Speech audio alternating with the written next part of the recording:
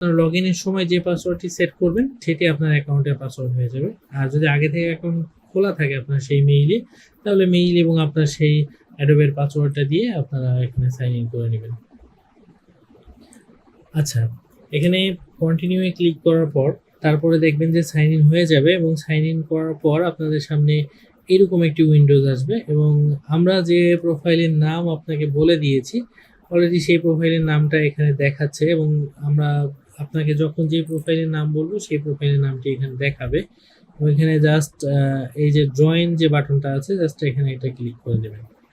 মানে আমাদের প্রোফাইলে আপনাকে জাস্ট জয়েন হতে হবে। অনেক সময় যে সবাই যে ভুলটা করেন সে ভুলটা হচ্ছে যে এইখানে, তো এই জয়েনে ক্লিক করার পরে যে এইখানে আসে সবাই অনেক সময় উপরেরটা দিয়ে দেন। উপরেরটা দিলে কি হবে, আপনাদের যে পার্সোনাল যে প্রোফাইলটা আছে বা আপনাদের যে অলরেডি যে অ্যাকাউন্টটা ক্রিয়েট করা আছে সেইখানে যদি কোনো ক্লাউড স্টোরেজের মধ্যে যদি কোনো কিছু থেকে থাকে তাহলে সেটা আপনার মানে বিজনেস ক্লাউড স্টোরেজ মানে বর্তমান যে প্রোফাইলটা আমরা আপনাকে দিলাম সেই প্রোফাইলের মধ্যে সেই ক্লাউড স্টোরেজে কোনো কিছু থাকলে সেগুলো শিফট হয়ে যায়।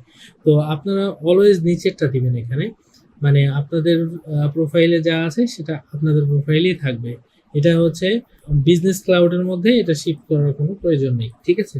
সো এটা নিচেরটা দিবেন অলওয়েজ। আচ্ছা, তারপরে দিবেন এখানে কনফার্ম।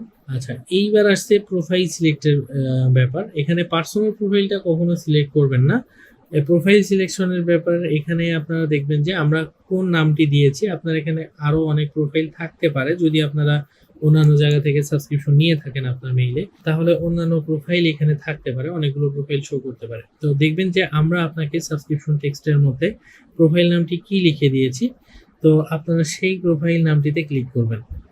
এই যে প্রোফাইল নামটি দেখতে পাচ্ছেন এটাতে ক্লিক করব, এটাতে ক্লিক করলাম, ব্যাস তাহলেই হয়ে যাবে। এখন বাকি ইনস্টল প্রসেসটি কমপ্লিট হচ্ছে। যদি এটা আগে থেকে ইনস্টল করা থাকতো তাহলে সময় লাগতো না। এখানে আপনি স্কিপও করতে পারেন, জাস্ট সিম্পল কোয়েশ্চেন স্কিপ করতে পারেন বা যে কোনো অ্যান্সার এখানে দিতে পারেন। আচ্ছা, আমার ইনস্টলেশনটা কমপ্লিট হচ্ছে।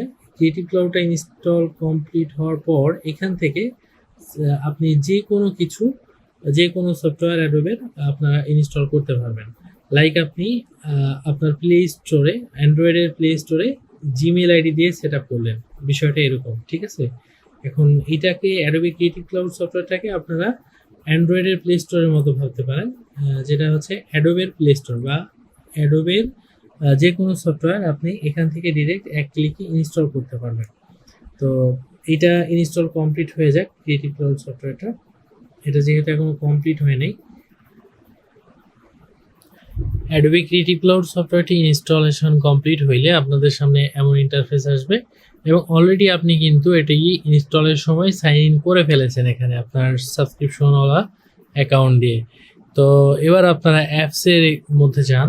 এই যে বাম পাশে মেনু থেকে অ্যাপসে আসলে আপনারা দেখতে পাবেন যে এখানে অ্যাডোবের সব সফটওয়্যারগুলো দেখাচ্ছে এবং তার নিচে ইনস্টল অপশন আছে। ডিরেক্ট আপনারা ওয়ান ক্লিকে ইনস্টল করতে পারবেন এবং এখান থেকে যে কোনো অ্যাডোবের যে কোনো সফটওয়্যার এখান থেকে ওয়ান ক্লিকে ইনস্টল করে ব্যবহার করতে পারবেন এবং এখানে ইনস্টলে ক্লিক করলে ইনস্টল হয়ে যাবে। এবং কেউ যদি চান যে ওল্ডার ভার্সন, যেগুলো ওল্ড ভার্সন ইউজ করবেন, তাহলে সেটাও করতে পারবেন। এখানে আদার্স ভার্সন থেকে যে কোনো একটা ভার্সন ইনস্টল করতে পারবেন যে কোনো সফটওয়্যারে, ঠিক আছে? তবে আমরা রিকোয়ারমেন্ট করি যে অলওয়েজ, মানে যেহেতু এখন এআই এর যুগ, সো অলওয়েজ লেটেস্টটা ইউজ করার জন্য রিকোয়ারমেন্ট করি। এখান থেকে আপনারা বেটা সফটওয়্যারগুলো ইনস্টল করতে পারবেন। যদিও এখন বেটার সব ফিচার্সই অরিজিনাল সফটওয়্যারের মধ্যে চলে এসেছে, এআই ফিচার সব কিছুই আছে, তারপরেও আরও নতুন নতুন যখন কোনো এআই নিয়ে তারা এক্সপেরিমেন্ট করে তখন সেটা বেটার মধ্যে থাকে। তো কারো যদি বেটা সফটওয়্যার প্রয়োজন হয় তাহলে বেটা সফটওয়্যারগুলো ইনস্টল করে দেখতে পারেন এখান থেকে। এভাবে এখান থেকে যে কোনো কিছু ওয়ান ক্লিকে ইনস্টল করতে পারেন এবং ব্যবহার করতে পারেন। আমি ফটোশপটা ইনস্টল করছি, ইনস্টল করে দেখাচ্ছি। জাস্ট এখানে একটা ক্লিক করলাম, এখানে ওয়েটিং দেখাচ্ছে। অলমোস্ট সফটওয়্যারগুলো 2 থেকে 4-5 জিবি পর্যন্ত হয়ে থাকে, তো এটা ইনস্টল হতে সময় লাগবে। তো যে সফটওয়্যারগুলো আমার লাগবে সেই সফটওয়্যারগুলো আমি ইনস্টলে চাপ দিয়ে রাখছি কয়েক ঘন্টার মধ্যে, বা নেটওয়ার্কের উপর ডিপেন্ড করবে যে কতক্ষণ লাগবে এটি ইনস্টল হইতে। 1% অলরেডি হয়েছে আমার ফটোশপ, এটা ইনস্টল হচ্ছে। তো ঠিক আছে, এইভাবে আপনারা ব্যবহার করবেন। আল্লাহ হাফেজ।